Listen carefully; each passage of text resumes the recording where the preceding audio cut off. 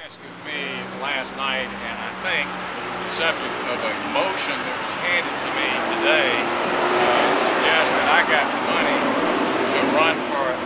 Let me say that again since that bus came by. Thank you. Suggests that I received campaign contributions from the Porch Band of Creek Indians. I did not, and I would be happy for anybody to review the receipts that we had for the campaign. They were not available to me. Hold on. My campaign contribution list was not available to me last night when I got ambushed with this on the eve of coming here. I would say this about it too. So what? The fact of the matter is the governor of the state of Alabama has asked me to help in what the governor describes as an epidemic problem. As district attorney, I'm happy to abide by the governor's requests. This is the governor acting. It's not John Tyson. It is the governor of the state of Alabama that has identified this as being this problem. Who am I to refuse the request of the governor? So, I'm here. I'm really very pleased to be back in the Wiregrass again. If I had a chance, I'd go by and see some of the community colleges that were so much a part of my life years ago. You may have forgotten, but I was on the State Board of Education for 14 years, and I'm intimately familiar with Wallace at Dothan and Enterprise and the aviation school down the street. It's a real pleasure for me to be back here. I also want to say one other thing. Mr. Valeska is one of the hardest working district attorneys in the state of Alabama. He and I visited this morning before all this got started. He and I are on the same page. It's a privilege for me to be in his courthouse, and if the truth be known, he even let me borrow his parking place today. So it's a pleasure to be here.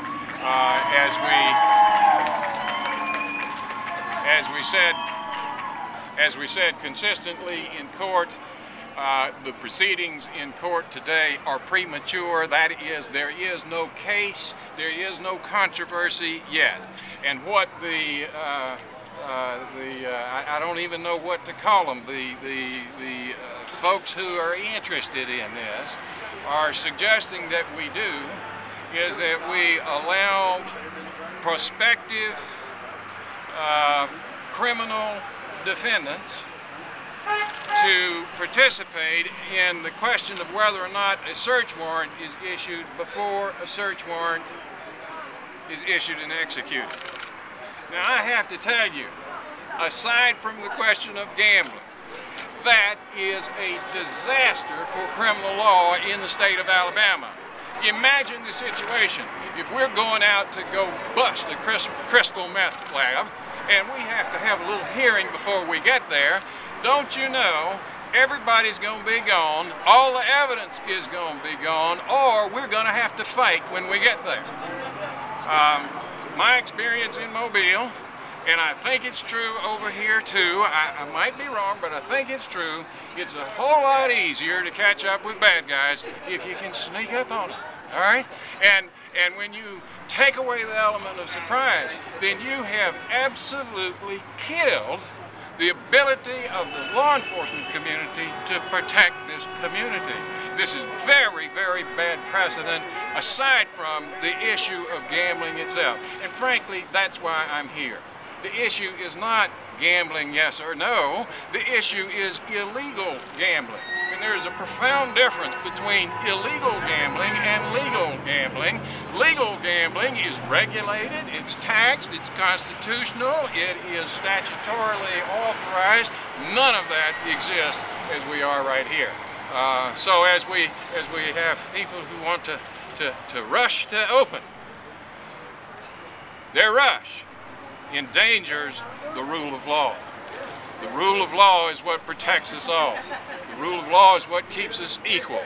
The rule of law is the reason John Tyson is visiting today in Dothan, Alabama. Are you in Dothan, What's the Alabama? next step? Are you seeking a search warrant?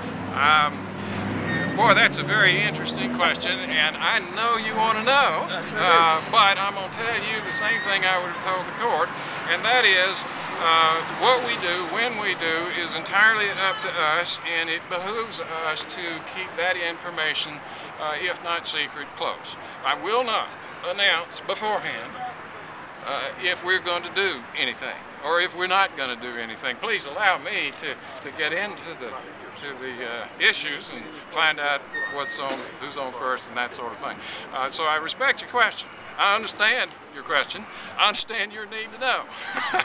I will do my best to be forthright with the media, but I will not discuss evidence, and I will not discuss tactics. Certainly. How do you acquire a search warrant? Do you go to a district judge? Is that how you acquire one? The practice all over.